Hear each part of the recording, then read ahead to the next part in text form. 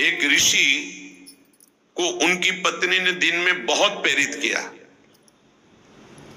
उनका नाम हमें तो स्मरण नहीं आ रहा, किंदम, हाँ ऐसे कुछ नाम था।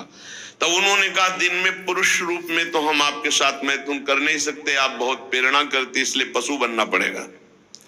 तो आप भी अपने संकल्प से मृगी रूप धारण करें, मैं मृग रूप धारण करता हूं। ऐसा ही हुआ, मृग रूप होकर के वो सहवास कर रहे थे। इतने में ही महाराज पांडु ने देखा तो उन्होंने बाण संधान कर दिया। अब जे ही बाण लगा तो मृग रूप तो हट गया ऋषि। तब वो हा खाए कि मुझे नहीं पता था कि आप ऋषि है। तो उन्होंने घटना बताई थी कि मेरी पत्नी विवश थी काम से, इसलिए मुझे पशु रूप धारण करना पड़ा, क्योंकि दिन में मनुष्य रूप से मैं तो नहीं किया जा सकता। जाओ, तुमने मुझे इस स्थिति में मारा है, अगर ऐसी स्थिति तुम्हारी हुई अपनी पत्नी के साथ तो तुम्हारे मृत्यु का योग हो जाएगा। और मृत्यु का योग हो भी गया। तो जो दिन में अपनी स्त्री से या रात्रि में पराई स्त्री से, वो यहां पापी जन लाए जाते हैं।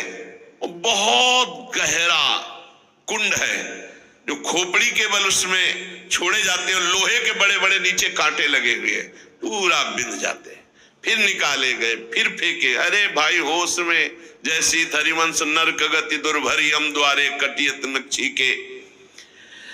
और जो सदैव नई नई भोग प्रवृत्ति के लिए नवीन नवीन स्त्रियों को फंसाते रहते हैं और उनसे सहवास करते हैं, तो यहाँ एक बहुत बड़ा वृक्ष है सेमर का जैसा, और उसमें बहुत भी विषैले कांटे हैं। उस पापी को उसमें जबरदस्ती खींचा जाता है, बार बार नीचे बार बार ऊपर, करो आलिंगन। अधिक मात्रा में वो खून से लथपथ होकर, जहरीले कांटे लगने से व्याकुल होकर त्राहिमाम पुकारता है। जो लोग पराई स्त्रियों को फुसलाकर उनके सतीत्व को नष्ट करते हैं, जो लोग अपने धन के घमंड में आकर गुरुजनों को नीचा दिखाते हैं, जो लोग अपने गुरुजनों के प्रति रोष दृष्टि रखते हैं, उनको यहां लाकर जैसे चटनी पीसी जाती शिला में, ऐसे बड़ी बड़ी शिलाओं से उनको पीसा जाता है। यमदूत सुमति जी को बता रहे हैं, और वो बहुत कष्ट पाता है। ये यमलोक बड़ा दुखमय है, दिन रात यहां व्यथा ही व्यथा है। जो जल में मूत्रते हैं, कुल्ला करते हैं, थूकते हैं, विष्ठा करके सोचते हैं, बोले ऐसे लोगों को यहां थूक, विष्ठा और मूत्र से भरे हुए दुर्गंध युक्त नरक के कुंडों में डाला जाता है। अरे ऐसा थोड़ी, साष्टांग दंडवत करो यमुना जी गंगा जी में, और अपने घर से शौच आदि क्रिया करके, यदि नहीं ऐसा तो पात्र में लो और जल पियो पहले, और फिर दूर जाकर के बहुत दूर शौच आदि होकर मिट्टी से ही हाथ और सब पात्र मार्जन करके फिर आओ, फिर पात्र मार्जन करो, फिर जल लो और दूर जाकर के कुल्ला। ऐसे पवित्र, जैसे गंगा किनारे भ्रमण करने वाले संत जन हैं तो सारी दिनचर्या गंगा जी से होती, पर बड़ी सावधानी से होती। ऐसा थोड़ी कि शौच लिया जाकर गंगा जी, ऐसा नहीं।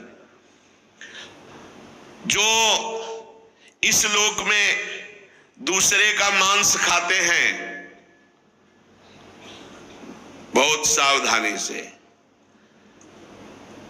दुर्गति होती, पक्का दुर्गति होती है। मांस खाने वाले ध्यान से सुन ले, पूर्व में जो किसी भी पशु का मांस खाते हैं उनको तो पहले नरक का दंड मिलेगा, फिर वही पशु बनेंगे, वैसे काटे जाएंगे। और जो ज्यादा पशुओं का मांस काट के खाते हैं तो उनके घर में घटना भी हो जाती है, कोई ना कोई विनाशकारी घटना घटेगी। पूज्य शिव